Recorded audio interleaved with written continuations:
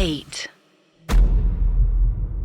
अर्श, ये शायद मैंने आपको बताया कि मैंने एक फिल्म स्कूल से अपनी मास्टर्स मैंने किया है जी फिल्म स्टडीज में। एंड जो हम लोगों के सब्जेक्ट्स होते थे उसमें से एक सब्जेक्ट होता था आर्ट एप्रिसिएशन का, फिल्म एप्रिसिएशन का जी। और उस सब्जेक्ट में हमें तरह तरह की पेंटिंग्स वगैरह, आर्ट वर्क्स जो क्रॉस कल्चर्स रहे वो सब दिखाए जाते थे और उनको किस तरीके से अप्रिशिएट करना है, उसमें फर्क क्या है, वो सब हमें बताया जाता था। ओके। और इसी में एक पेंटिंग है जो शायद कहीं ना कहीं मेरे जहन में बस गई। एक पेंटिंग थी जो बनाई थी एना सेल्स्टीन ने।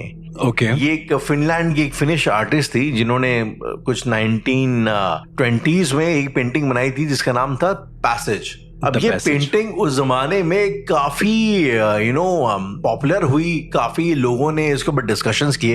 इस बेसिकली इस पेंटिंग में क्या था कि एक इंसान लेटा हुआ है, वो मर चुका है और उसकी बॉडी में से एक स्पिरिट निकल रही है जो कि टुवर्ड्स आसमान जा रही है। स्पिरिट एक फीमेल की है। ओके। तो ये अपने आप में बहुत उस जमाने के हिसाब से बहुत कंट्रोवर्शियल सा एक चीज थी। इमेजिन कर सकते हैं जो कैथोलिक पोप्स वगैरह होते थे उनका खुद का एक नैरेटिव था डेथ्स को लेके, तो उसके थोड़े खिलाफ थी। तो क्या उसमें वो जो पिक्चर आप बता रहे हो उसमें क्या ऐसा नहीं था कि वो स्वर्ग की तरफ जा रही है पेंटिंग कुछ ऐसा करके? जो ऐसा ही था कि वो जो है टुवर्ड्स जा रही है आसमान की तरफ, स्वर्ग नर्क जो भी है। तो कुल मिला के बात ये कि पहली बार एक पब्लिक डोमेन में नियर डेथ एक्सपीरियंसेस की बात करी गई थी, एनडीईज की जी। और एनडीईज जो होते हैं ये ऐसा नहीं कि एक बहुत रिलेवेंटली नया फिनोमेना है या शायद हम ही ने सुना है जी। इनफैक्ट ये जो अर्लीस्ट रिकॉर्डेड इसके केसेस हैं वो 18th सेंचुरी से आते हैं। जो एक फ्रेंच मेडिसिन के प्रैक्टिशनर ने किताब लिखी थी उसमें पहली बार मेंशन हुए थे एनडीईज के बारे में, नियर डेथ एक्सपीरियंसेस के बारे में, और उनमें क्या क्या कॉमनैलिटी रहती है उसको भी एक तरीके से सब ग्रुप किया गया था। ओके। अभी रिसेंटली जो अमेरिकन स्टडीज हैं, तो अमेरिकन स्टडीज के हिसाब से सिर्फ अमेरिका में एटलीस्ट हर साल 9 मिलियन लोगों को नियर डेथ एक्सपीरियंसेस होते हैं। अब ये इसके पीछे ना बहुत सारे रीजन बताए जाते हैं, न्यूरो साइंटिफिक रीजन है, रिलीजियस रीजन भी है, कार्डियक रीजंस वगैरह भी हैं। लेकिन जो कॉमन फिनोमेनास हैं जो सब में पाए गए वो ये कि एक लाइट दिखती है लोगों को, बहुत चमकती हुई एक लाइट दिखती है। ये जब उनको एक्सपीरियंसेस हो रहे होते हैं, जब ये एक्सपीरियंस उनको हो रहे होते हैं, जब उसको बयान करते हैं, तो जो एवरेज कॉमन जो एस्पेक्ट्स निकले उनमें से ये था कि ये चीज शायद सबको मोटा मोटी दिखाई देती है कि लाइट है और वो अपने आप को देख सकते हैं अपने शरीर से बाहर आ करके, sort of an outer body experience अगर आप उस तरीके से देखें तो वो अपने आप को खुद देख सकते हैं। एक तरीके का एक कोई तो एक बीइंग होता है, वो कुछ कल्चर के हिसाब से वैरी करता रहता है, और कोई बीइंग होता है जो शायद कहीं ना कहीं उनके इंतजार में खड़ा होता है, उनको रिसीव करने के लिए आया होता है। अब ये एक जो कॉमन एक्सपीरियंसेस हैं जो लोग बयान करते हैं, कितना सही है, कितना इमेजिनेशन है, कितना रियलिटी, ये कह पाना थोड़ा मुश्किल है। लेकिन नियर डेथ एक्सपीरियंसेस का पैरानॉर्मल पॉइंट ऑफ व्यू से क्या परसेप्शन है, क्या उसकी अंडरस्टैंडिंग है, ये थोड़ा अगर आप बताइएगा यहाँ पे। तो मतलब मुझे ऐसा लगता है कि नियर डेथ एक्सपीरियंसेस बहुत लोगों को हुए हैं, ऐसे इंडिया में भी बहुत हुए हैं, और कई सारे लोग अपनी अपनी अवधारणा के हिसाब से नई नई चीजें बताते हैं नियर डेथ के बारे में। मैं छोटा था तो राहुल एक मूवी आई थी हातिम ताई, अगर आपने देखी होगी तो, जितेंद्र की मूवी थी। हातिम नाम था? यस, हातिम ताई पूरा नाम था उस मूवी का। मूवी थी वो पूरी जितेंद्र की मूवी। जी। तो सबसे पहला नियर डेथ एक्सपीरियंस मैंने उसमें देखा। अब ये सुनने में थोड़ा अजीब है लेकिन मैं एक बार रिकॉल करा देता हूँ। तो उसमें हातिम बेसिकली 7 सवाल 7 जवाब उसके होते हैं, ढूंढने जाता है। तो उसमें बेसिकली एक सवाल होता है जिसका नाम होता है नेकी कर दरिया में डाल, इस तरीके से। ओके। तो एक डाकू की कहानी दिखाते हैं उसमें। तो एक डाकू होता है, वो बहुत लूट के ले आता है सारी चीजें, और बहुत गलत काम करता है, अपने सैनिकों को मारता है, जो भी चीजें होती हैं। पर फिर क्या होता है, एक दिन वो बहुत बड़ा खजाना लूट के आता है और वो लेट जाता है। लेटते लेटते क्या होता है, उसे दिखता है कि अचानक से 2 कुछ फरिश्ते आए हैं या फिर यमदूत आए हैं, जो भी आए हैं जी, वो उसकी बॉडी में से उसकी सोल को खींच ले रहे हैं, निकाल के ले जा रहे हैं। वो देख रहा है कि उसकी बॉडी मरी पड़ी है पीछे, बट स्टिल वो जा रहा है। तो ऊपर जाता है वो, तो ऊपर देखता है कि एक जगह जन्नत का कोई शहंशाह बैठा हुआ है और एक जगह कोई जहन्नुम की कोई औरत बैठी हुई है, इस तरीके से। तो वहां पे सवाल जवाब चल रहे हैं, जैसा होता है इस्लाम में कि सवाल जवाब होंगे तुमसे। आई मीन ये मुझे लगता है ना बड़ा कॉमन सा कॉन्सेप्ट शायद, जो मैंने एक फिल्म एक चमत्कार, अगर आपको याद हो तो, शाहरुख खान की नसीरुद्दीन, उसमें नसीरुद्दीन शाह जो एक घोस्ट बने होते हैं, घोस्ट बने होते हैं बिल्कुल। और वो तो जो आप बता रहे, पहली बार शायद मैंने भी उस फिल्म में देखा था कि ऐसा कुछ होता है कि एक शरीर में से एक आत्मा टाइप की निकल आती है, जो हमेशा ट्रांसपेरेंट टाइप की होती है, जो आर पार ग्लो करती रहती है, हल्की हल्की, और वो उसके आर पार दिखाई देता है वो चीज। एग्जैक्टली। तो अब इसमें यही दिखाया है कि ऊपर इससे सवाल जवाब होता है इस डाकू से। तो इस डाकू को कहा जाता है कि तुमने अपनी जिंदगी में बहुत गलत काम किए हैं, तुमको नर्क मिलेगा, ऐसा करके। फिर अचानक से एक फरिश्ता आता है और बोलता है कि नहीं, इसको स्वर्ग मिलेगा। तो पूछते हैं क्यों? तो ये वो फरिश्ता जो होता है वो कहता है कि ये सारा चुराता तो था सभी से, लेकिन उसके बाद वो मछलियों को खाना डालता था, ये कभी नहीं भूलता था। तो हर दिन वो मछलियों को खाना डालता था, इसलिए इसकी जिंदगी अभी बाकी है, इसको वापस से भेज दो। तो फिर उसकी आत्मा वापस आती है, फिर एकदम वो दीन के काम में लग जाता है, एकदम पवित्र हो जाता है एक तरीके से, और आके फिर वो जाता है और उसी दरिया में डाल देता है, मतलब ब्रेड डालता है मछलियों के लिए। तो उसी में उसका जवाब होता है कि नेकी कर और दरिया में डाल, इस तरीके से। तो खैर, ये मैंने पहला नियर डेथ एक्सपीरियंस जो देखा था कि इस तरह से बॉडी निकल जाती है फिर ऊपर चली जाती है, इस तरह पे। अब हम सेकंड आते हैं गरुड़ पुराण पे, जो बहुत ज्यादा वैलिड है, जो बहुत सारे लोग जानते हैं। उसमें बहुत लिखा हुआ है कि आत्मा के निकलने के बाद ये होता है। पर आज हमारा टॉपिक है नियर डेथ, कि मतलब जिसने ये चीजें महसूस कर ली और वापस आ गया हो। ये बड़ा एक मतलब बहुत थिन लाइन है इसके बीच की, आफ्टर डेथ और नियर डेथ जो है जी, ये बहुत ही ज्यादा क्लासिक टॉपिक्स हैं। तो इसमें कई सारे लोगों के, मेरा ऐसा मानना है कि उनके जो धर्म होते हैं राहुल, या फिर उनकी जो निजी जीवन की जो मान्यताएं होती हैं, उसके हिसाब से उन्हें नियर डेथ एक्सपीरियंसेस होते हैं और उसी हिसाब से वो बोलते भी हैं। मुझे भी एग्जैक्टली कुछ ऐसा ही लगता है, क्योंकि अब मैंने जैसे अगर कोई हिंदू आदमी मरता है तो भाई वो हमेशा, मतलब आमतौर पर मैंने ऐसा सुना है कि वो कोई यमदूत टाइप का देखता है जो भैंसे पे आया हुआ है। वहीं कोई इस्लाम को रहता है तो उसको कोई फरिश्ता दिखाई देता है। तो कहीं ना कहीं शायद ये प्रॉब्ली एक जो प्री मेडिटेटेड जो पूरा एक आइडिएशन कहानी जो आपके दिमाग में डाली गई है, वो उसी का नतीजा है कि आपको ये सब दिखाई देता है। बिल्कुल, मतलब आप रियल किसको कह सकते हैं राहुल, कि मतलब यही होता है, इसके बाद यही होगा। मतलब हमें फरिश्ते क्यों नहीं दिखाई देते, उन लोगों को क्यों दिखाई देते हैं, बात ये है।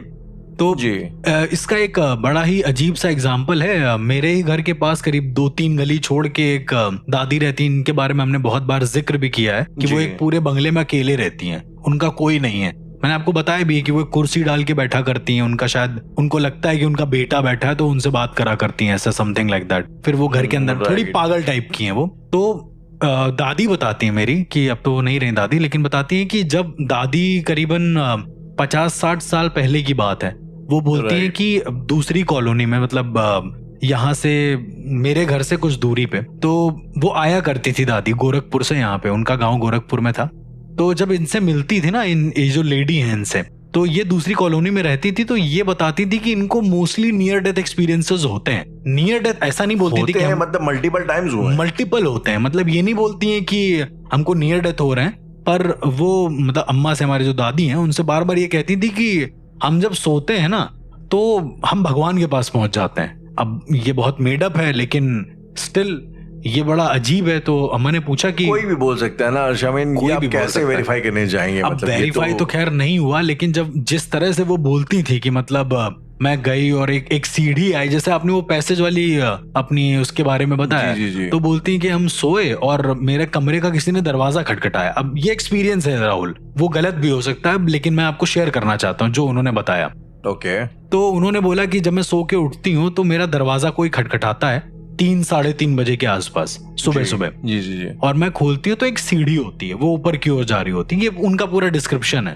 तो सीढ़ियों से ऊपर जाओगे तो एक दरवाजा होता है, दरवाजे पे एक बहुत बड़ा मोरपंख लगा हुआ है या समथिंग लाइक दैट, कुछ ऐसा बोलती हैं।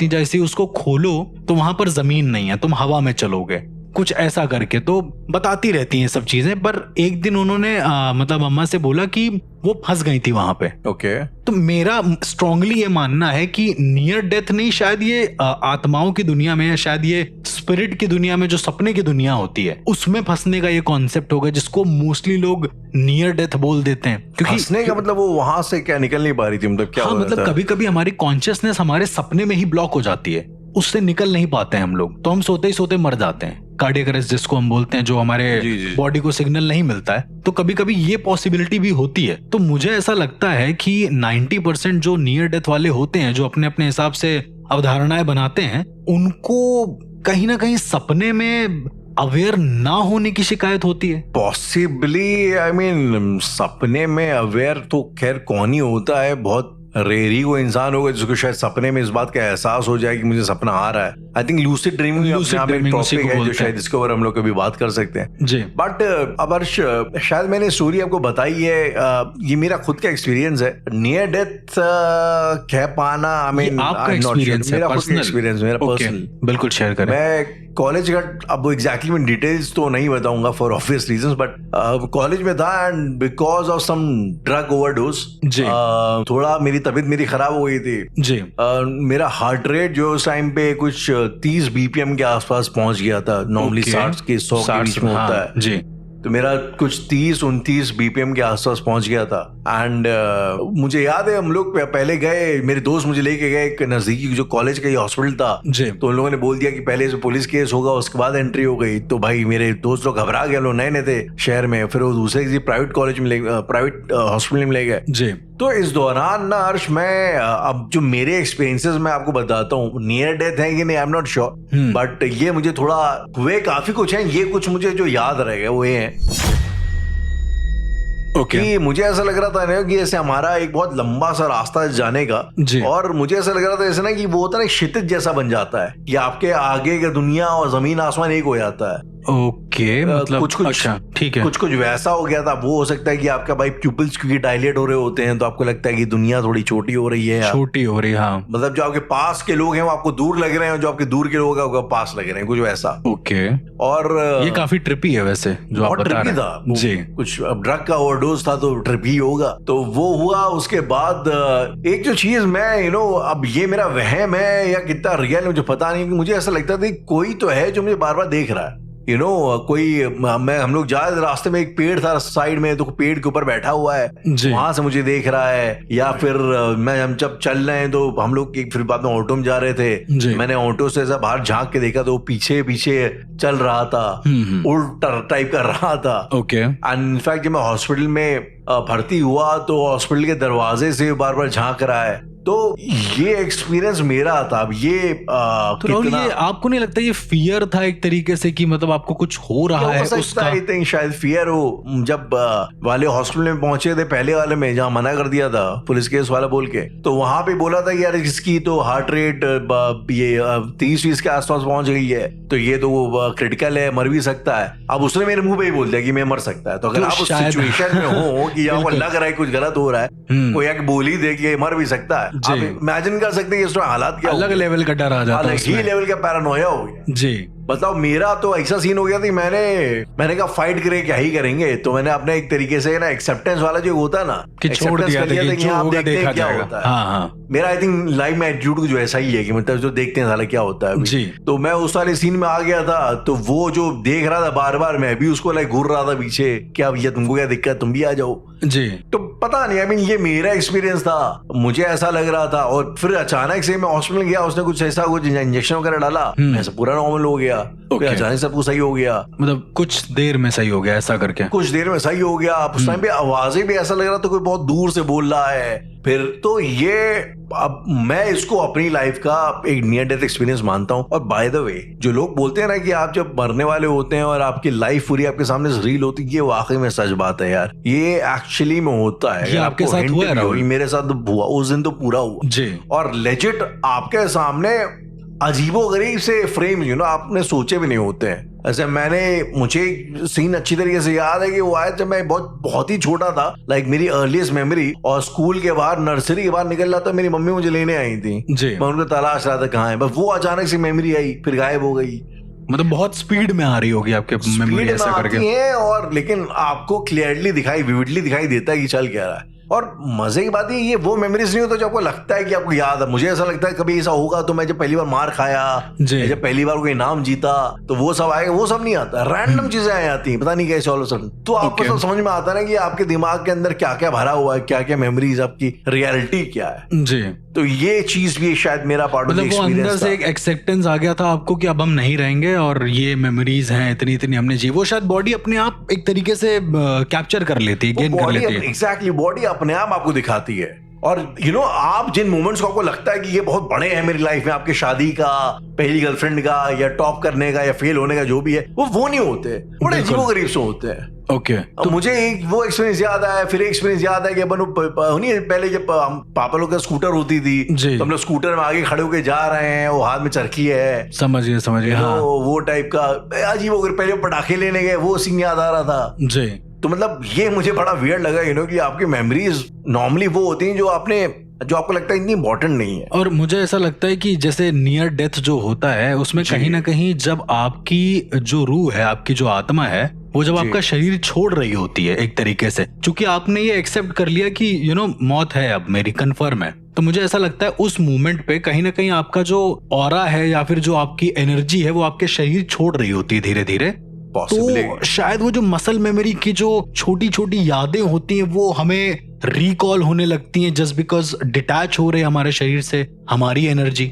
मुझे ऐसा लगता है कि एक पॉसिबिलिटी हो सकती है। पॉसिबली, बट आई मीन मैं वही कहना चाह रहा हूँ कि एक जैसे दिमाग में दो चीज होती है ना, एक तो होती है कॉन्शियस मेमोरी होती है आपकी, ठीक है, और एक होती है आपकी सबकॉन्शियस मेमोरी जो कि अथाह है, पूरा समुंदर है। कॉन्शियस मेमोरी जो आप जान करके याद रखते हैं, जो आपको याद रहती है। तो ये जो कॉन्शियस मेमोरी है जो आपको लगता है कि बड़ी मायने रखती है आपके लिए जी, ये आपकी बॉडी के लिए शायद ना मायने नहीं रखती। मतलब मैं आपको ये इसलिए बताना चाह रहा हूँ कि अब मैं एक बड़ी अजीब सी चीज बताऊंगा, पता नहीं कितने लोग इस बात से रिलेट करेंगे नहीं करेंगे, लेकिन मुझे ऐसा लगता नहीं, मेरी थ्योरी है कि जब भी आप लाइफ में पहली बार ऐसा कोई काम करते हैं ना जो आपके सिस्टम के खिलाफ होता है, ओके, तो आपकी बॉडी में कुछ तो भी खुलता है, कुछ तो अनलॉक होता है, नई चीज। हाँ, फॉर एग्जांपल जब मैंने लाइफ में पहली बार गाली दी थी जी, एक जो मैच्योर वाली जो गाली होती है जी, तो पता नहीं उस दिन मेरे दिमाग में कुछ हुआ, मतलब एक जैसे होता है ना, ये एक गांठ खुलती है, एक गांठ खुलने जैसा कुछ हुआ। ओके, और वो मेमोरी मेरे हमेशा मेरे दिमाग में अजीब सा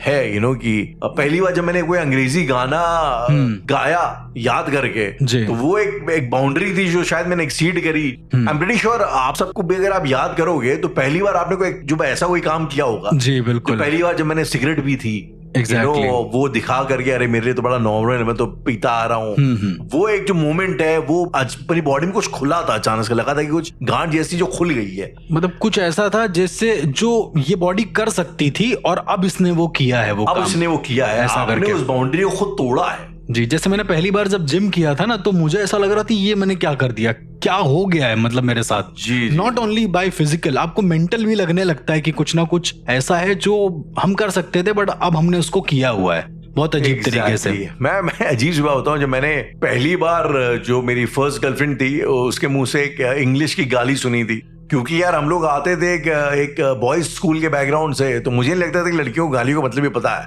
वो एक बड़ा रियलाइजेशन था आपकी लाइफ में, अरे यार इनको भी पता होता है कि गाली कुछ होता है, ये लोग भी गालियां देती हैं। तो बड़ी अजीब सी बात है, लेकिन पता नहीं उस टाइम मेरे ऐसा दिमाग में चला बत्ती सी जली, कुछ खुला है ऐसा जी। तो ये आई थिंक कुछ मोमेंट्स होते हैं ना जो शायद आप उस टाइम पे इतना समझते नहीं उनकी वैल्यू, लेकिन ये आपकी बॉडी याद रखती है, बॉडी हमेशा याद रखती है। चीज समझ में आई उस बिल्कुल। अब जैसे बनारस की मैं आपको बात बताऊं राहुल, तो बनारस में ना बोटिंग होती है, मतलब इस घाट से उस घाट जाने के लिए तो हम लोग मोस्टली चले जाएगा। ऐसे अगर आप जाओगे तो 2,500-3 हजार रुपए ले लेंगे, बट जो बनारस के लोकल हैं उन लोगों से वो 10-20 रुपए में ही उनको क्रॉस करा देते हैं ऐसा करके।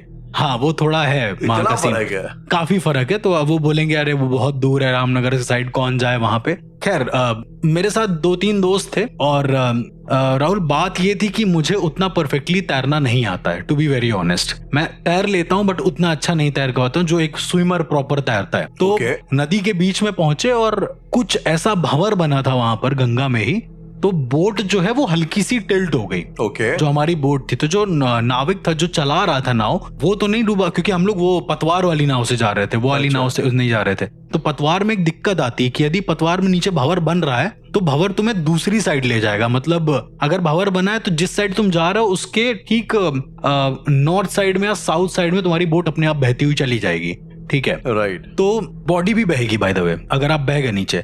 तो वो पहला ऐसा मोमेंट था, मैं उसको नियर डेथ बोलूंगा या कुछ भी बोलूंगा मुझे नहीं पता। पानी से मुझे थोड़ा बहुत तो लगता है डर कहीं ना कहीं, क्योंकि ऑलरेडी हम उसमें जा चुके हैं। Okay. तो बोट टिल्ट हुई, मैं अंदर चला गया, पूरा का पूरा अंदर चला गया। मेरे साथ एक और दोस्त मेरा चला गया। तो हालात ये थे कि मैं ऊपर था, मेरा दोस्त नीचे था, उसने मेरा पैर पकड़ रखा था ऐसा करके। वो इतना तेज भंवर बना हुआ था और मैंने बोट पकड़ रखी थी समहाउ। बोट का जो नीचे रस्सी होती है मैंने वो पकड़ रखी थी। तो उस मोमेंट पे हालांकि मैं डूबता नहीं, मुझे पता था कि वो लोग खींच लेते ऊपर, लेकिन वो जो 5 मिनट या 3 मिनट का जो हल्का सा मूवमेंट आया ना कि एकदम से गिरे और भड़बड़ा गए चारों तरफ से, फिर एक प्रेशर नीचे से आ रहा है कि तुमको ऊपर खींचा जा रहा है एक तरीके से।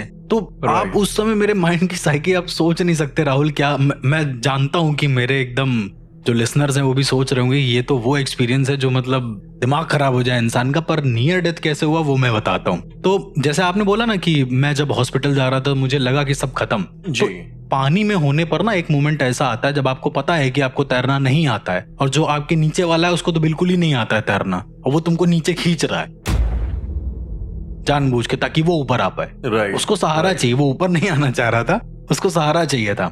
और जो बाकी के लोग जो बोट पे थे वो हमको ढूंढ रहे थे पानी में, क्योंकि उनको पता नहीं कि हम किस साइड हैं ऐसा करके।